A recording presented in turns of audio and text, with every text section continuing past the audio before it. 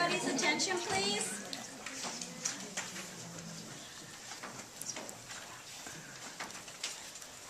Thank you. What we'd like to spend a few minutes now doing is going over the homework for next class, and then Mary is also going to demonstrate how to upload your Case 3 to the DDP. One word of caution, please do not upload anything related to Case 3 to the DDP until your assessor explicitly tells you your case is good to go, please upload it. Because a lot of times, especially in this particular case, we will come back to you and ask for some revisions. So we will be clear with you when it's okay to upload your Case 3 to DDP. And another just word of advice, please be more frequent in checking your Alverno email or whatever email you prefer to be contacted at, because we've got a 2-week span now to give you feedback and to get your Case 3 to the point where it can be uploaded to the DDP. So please stay on task with that would be my other word of advice. Otherwise, it feels like a real frenzy for you at the end of the semester. Okay? Let me know when you're ready here.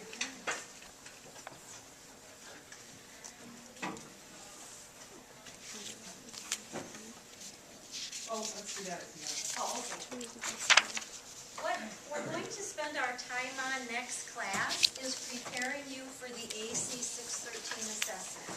I know some of you already had questions on it last week, so what we decided to do this time was to go ahead and give you the assignment that is due that first weekend of May. What, May 7th, I think May it is? 7th, yeah.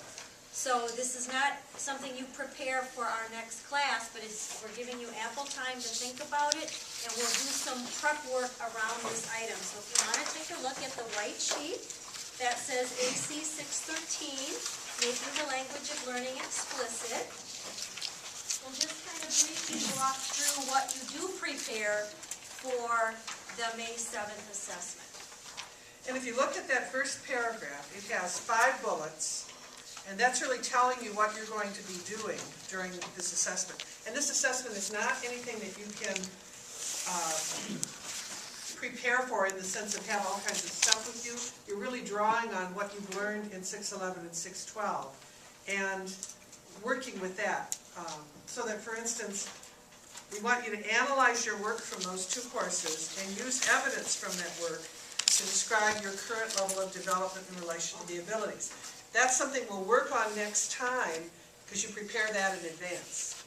And what we'll walk through this when we get down to the bottom here, but we will also next time give you samples so you can see a range of how people have done this before, which gives you then some ways to think about how you want to do it. But our goal here is for you to say, you know, I've seen myself grow in this way, and it connects to this part of the Alverno abilities. And then you're going to draw upon frameworks and identifying questions. How many times have we asked you, what questions does this raise for you about your practice?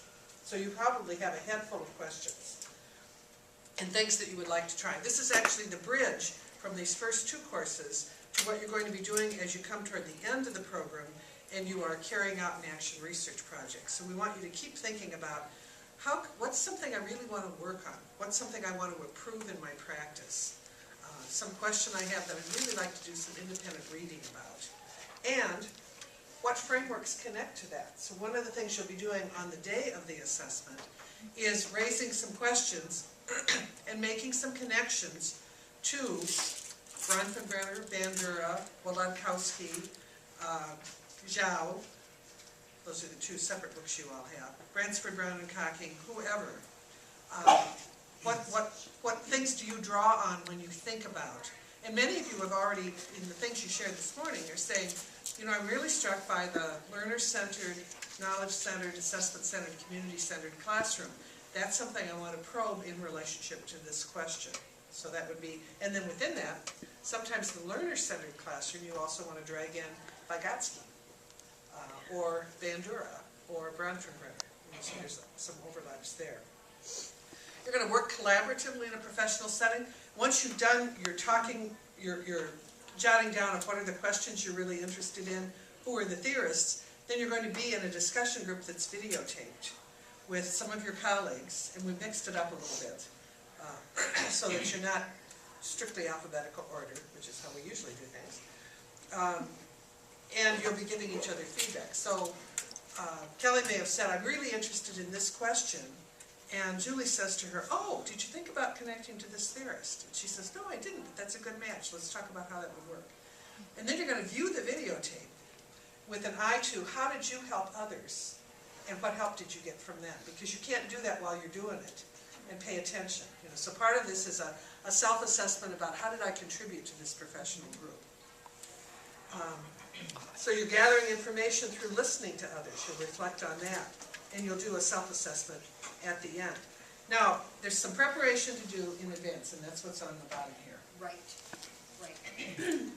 For the May 7th assessment, one of the things that we ask you to prepare is an analysis of where you're at with the 5 graduation abilities. And we will show you samples next time, but it's a chart or a graph, whatever visual, something that says, here's the graduate ability, here's where I've demonstrated that ability, and we ask you again to be explicit and give evidence. Don't just say I exhibited integrative interaction through my Take a Learner to Lunch paper. We want you to be explicit about what aspect of integrative interaction shows itself in your Take a Learner to Lunch paper, for instance. And how does the paper demonstrate that? Right. So you're making that connection. You're being very clear on that. And then the other piece for each ability is what would I like to explore or do better at relative to this ability. So it's here's what I have, where I am demonstrating this ability, and here's where it shows itself in my Alvernal work. And then the other path is, here's an area where I'd like to further develop myself, and I always encourage students to say, here's why. And you probably will sit down and look at the list of the abilities and say, oh, there's so many things I could write about. Please don't write about all of them. Right. You're going to choose one as a kind of example of your growth.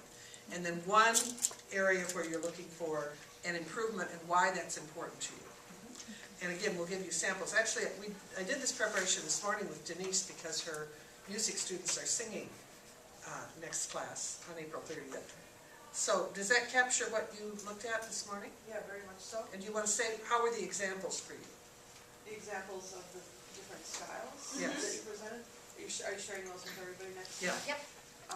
There were some really obvious differences between them. There were examples, the formats were all a little bit different, but what became apparent to me is there were some that were stronger than others. I don't know how specific you want me to be. No, that's helpful. Yeah, and we actually have more different ones than I shared with you. Okay. But each table will get a set. And we will, I think, have you sit in K-12 and Adult Ed, and we'll give you samples from those areas, because that could be helpful. And one of the things we will say next time, just be prepared, is you can do better than these.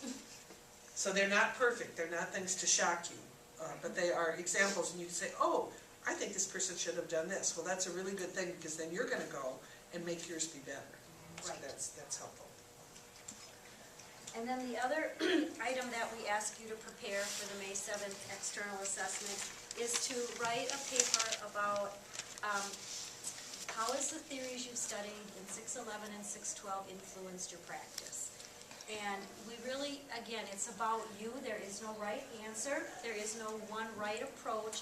It's you really looking back on these 2 semesters and saying, these are the key things that have stood out for me that I've really latched onto, and here's how they've affected how I think about my practice, or how I do this particular piece of my job, or where I want to go next in my career.